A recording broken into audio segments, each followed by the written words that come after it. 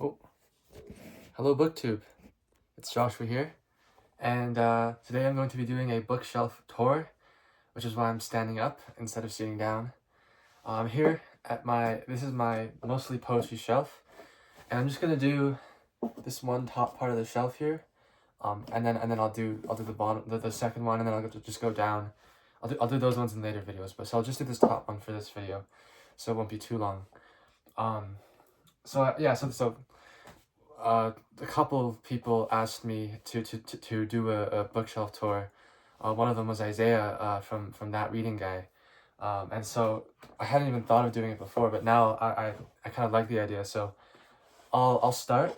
This shelf is mostly filled with um, uh, foreign poetry, poetry in other languages, for the most part. Although we're starting off with a couple other things. The first book here is well, it's what's it called again? It's a one of those 2 years before the mast and 24 years after by R.H. Dana Jr. So it's like a sea voyage type book. I heard Steve talk about this, and I saw David Novak read this book. I have it in the Harvard, the whatever this is called, the Harvard Classics edition.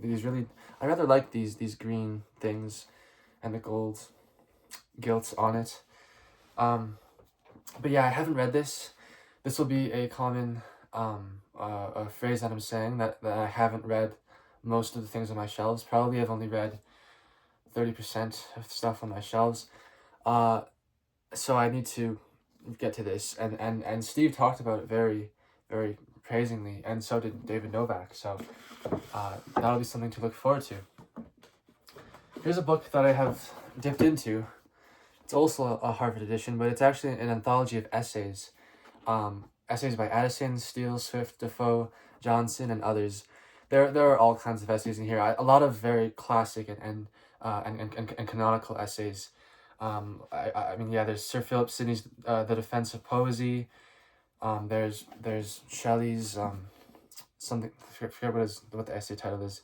Shelley's Defense of Poetry. Shelley's Defense of something. And yeah, it's just a really cool anthology of essays. I got this some years ago, and I've dipped into it a couple times and picked out certain essays that I wanted to read, but I haven't read it front to back before. And again, it's in that really nice Harvard edition. Okay. Next up is a German poet, which I haven't even read at all. But here, this is Friedrich Hölderlin, Selected Poems and Fragments, a Penguin classic, of course. And the book is about, it's about 300 pages of poetry, and it's actually a dual language translation of German to English.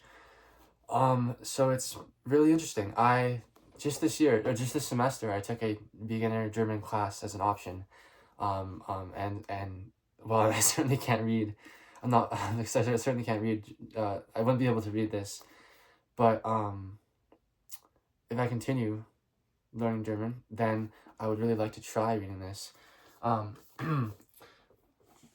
And this is a similar thing with Baudelaire. This is the Oxford World Classics edition, and I took French classes last year, and since then I've essentially just been dipping into the dual language edition here for Baudelaire. You can see there's the French on this side here, and then the English on this side. And it's actually like my vocabulary for French is very limited, but in terms of the grammar, I'm getting most of it. So with the help of the English side, it actually works. I can actually kind of keep my head above the water for Baudelaire's poetry, which is, I mean, really, really interesting. But yeah, that's French poetry. Also, Rimbaud. This is also a dual language edition, but I haven't really dipped into him. I've tried reading him a little bit, but I've kind of found him difficult to read. I read his Illuminations, and I thought, what the hell am I reading? It just seemed so nonsensical to me. I'd probably have to read like a book of criticism in order to explain his poetry to me, because it seems very difficult. It seems very elusive maybe, or I'm not sure. I read it and I just felt so confused because I didn't know what the poem was trying to say at all. So I feel I like Baudelaire a little bit more than Rimbaud, at least as it is right now. Okay, now there's a bunch of more French stuff. These are all just French editions of different French classics. 3 plays by UNESCO. I actually don't know who that is. I've never even dipped into this book. A friend gave it to me because he found it for free, at our school, and this seems interesting. But I haven't dipped into it at all. I have heard of this one. This is another play. Corneille, the Cid. I don't know. But yeah, another French play which I haven't read, and this is Balzac's Le Père Goriot. And I also haven't read this. But yeah, I don't really feel ready enough to read a French text without any help from an English translation. But maybe, hopefully, someday I'll be able to read these. And again, similarly, these are 2 volumes of Proust. This is from his 3rd volume, Le Côté de Guermantes, and split up into 2 things here. And yeah, I've tried to actually read this in the French, and my vocabulary is just too limited. And yeah, maybe someday I'll get to these. In the meantime, though, I do have English translations of Proust. It's actually, I'm leaning up my phone against the box set of Proust right now. But yeah, so in the meantime, I'll read Proust in the English editions. Here's Goethe's Faust, Part 1 and Part 2. These are English translations. And I was considering throwing these away or giving them away, because especially with this first volume, there's a pretty nasty crack in the spine. So when you open it, it's kind of like, it feels like it's about to fall apart. So I wasn't sure whether it was worth keeping these, but I don't have any other editions of Goethe for anything. So I figured I'll just keep these until at some point I get another edition of Goethe's Faust. I'm really, one of these days I really want to read Goethe. I've never read anything by him before, so this is interesting. And then now an Italian poet, Eugenio Montale. This is his poetic notebook, 1974 to 1977, translated by William Arrowsmith. Again, it's a dual language translation.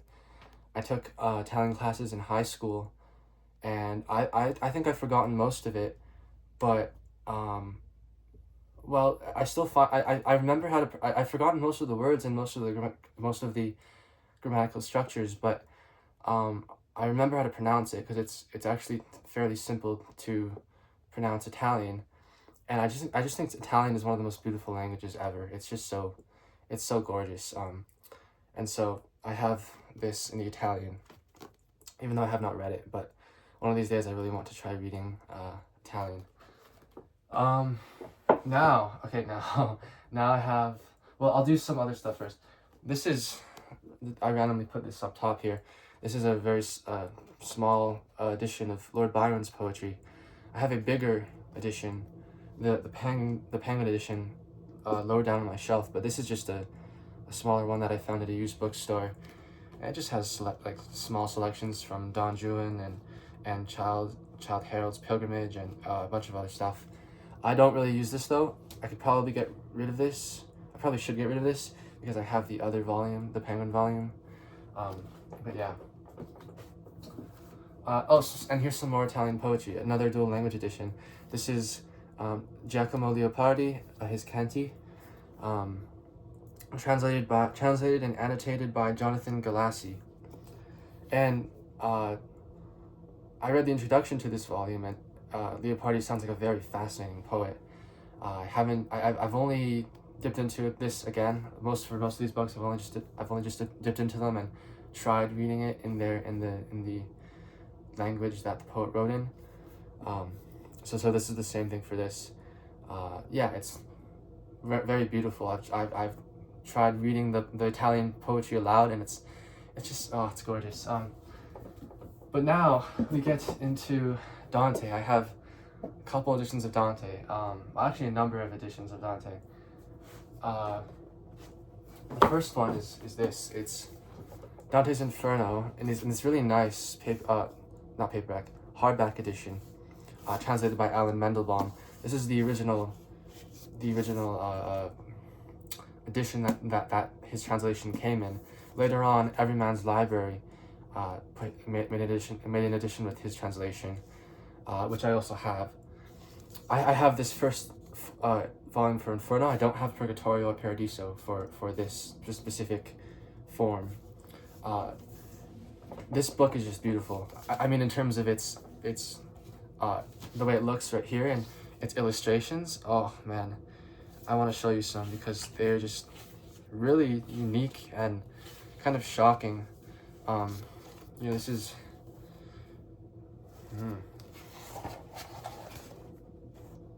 So this is Caiaphas. I don't remember who Caiaphas is. I don't remember the names. And Vanni Fucci. Really,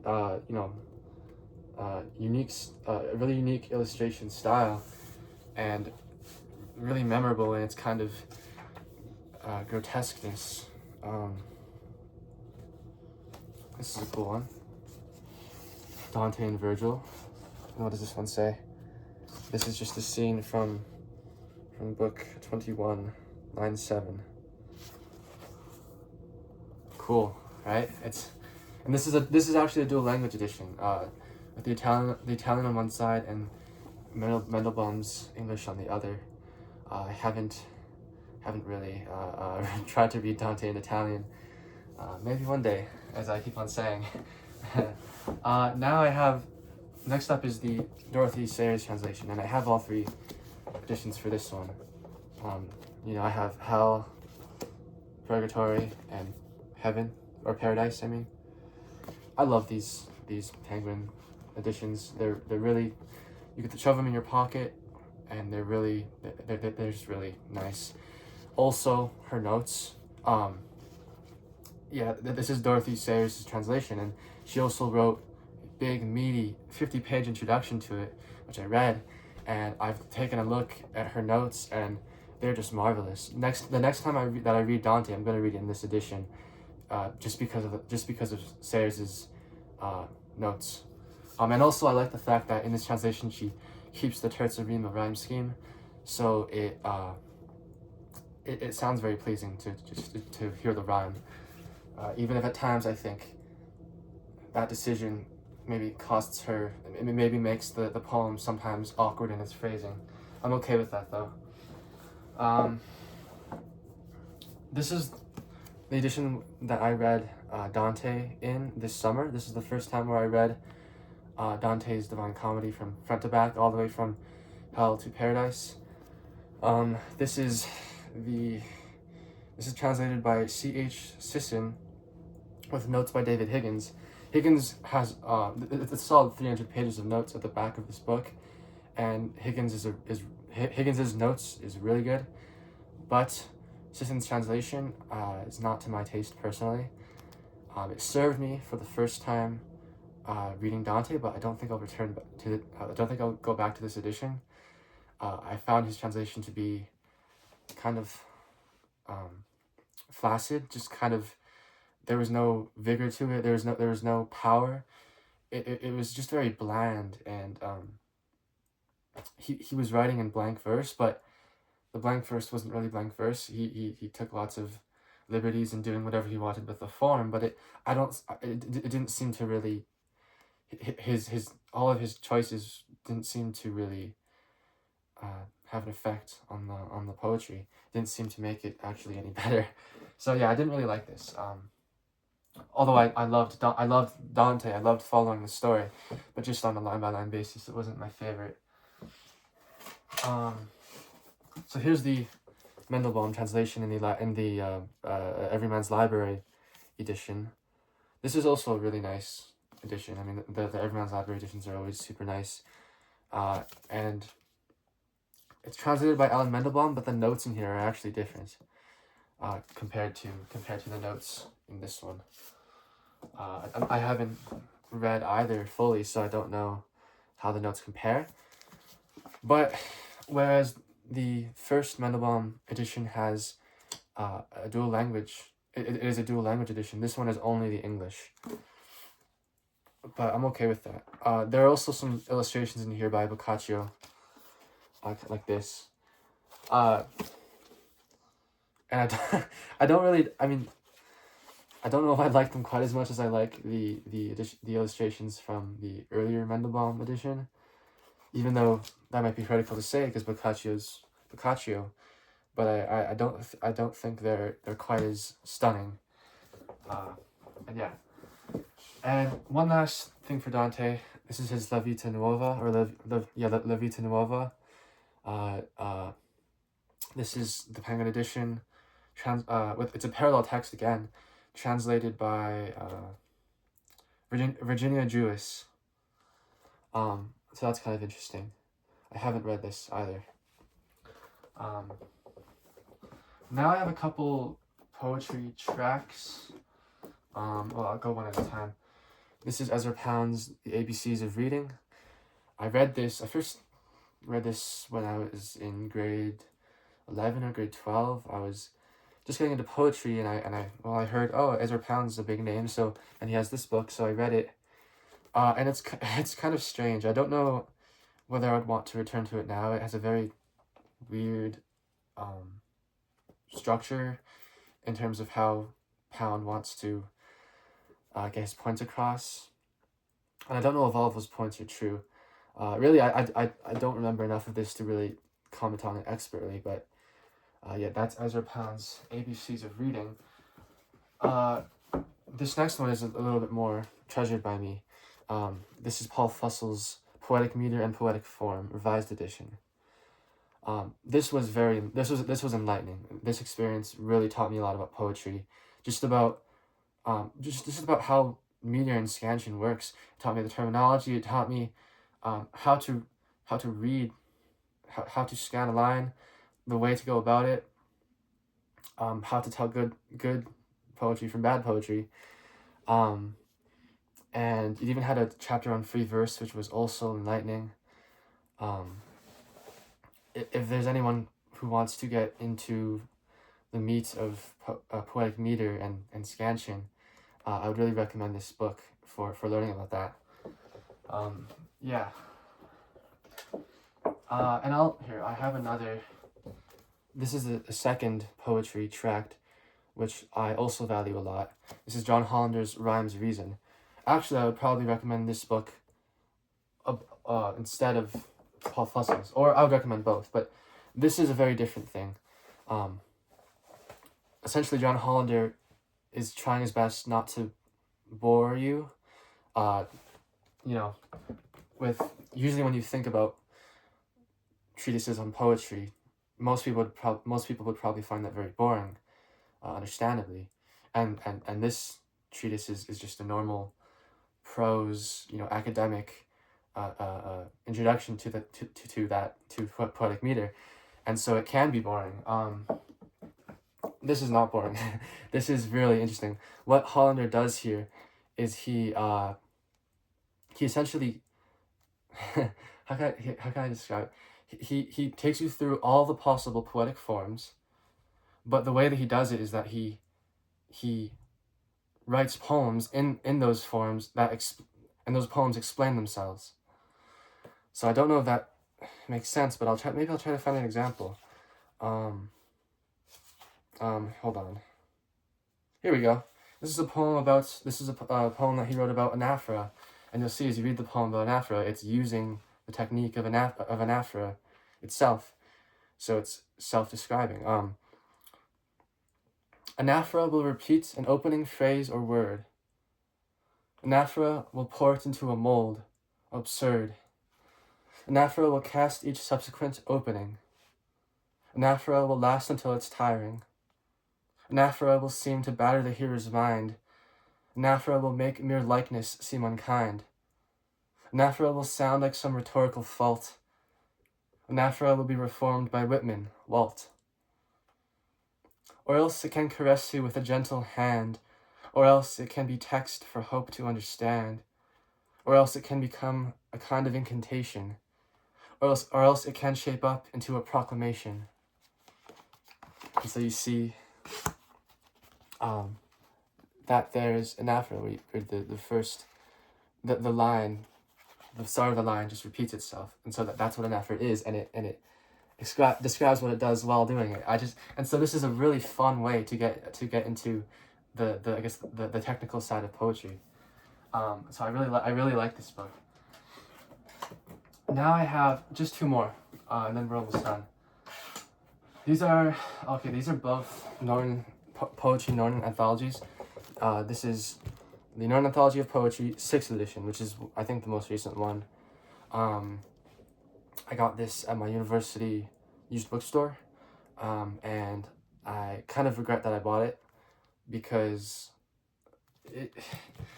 it's honestly not. I'll show you the other one right now. So I have the 6th edition, and I have the 3rd edition, I believe. Yeah, and these are essentially very similar. The only difference between the two is that the 6th edition is now bloated up and blown up with modern poets, more so based on their race or ethnicity than on their aesthetic power. So essentially, political considerations have been brought into the making of this anthology. Whereas this one, first of all, it's lighter. It isn't blown up as much, and it just has all of the core canonical poets, which is all you would want in a poetry textbook, which is what this is. I've looked at this volume's selections of John Keats, for example. It's no smaller than this one, than this edition's selections of John Keats. You would think that because the 6th edition has 400 more pages, that they would be able to include more of John Keats's work, but that's not what they're increasing the size with. They're increasing the size with other poets who aren't as important as John Keats, which is why I prefer this edition. And at some point, maybe I'll just get rid of this edition, or I'll just give it away. But yeah, that's the first shelf here. So that'll be all for today. I'll be back with part 2 for this lower shelf, and goodbye. Thank you, BookTube.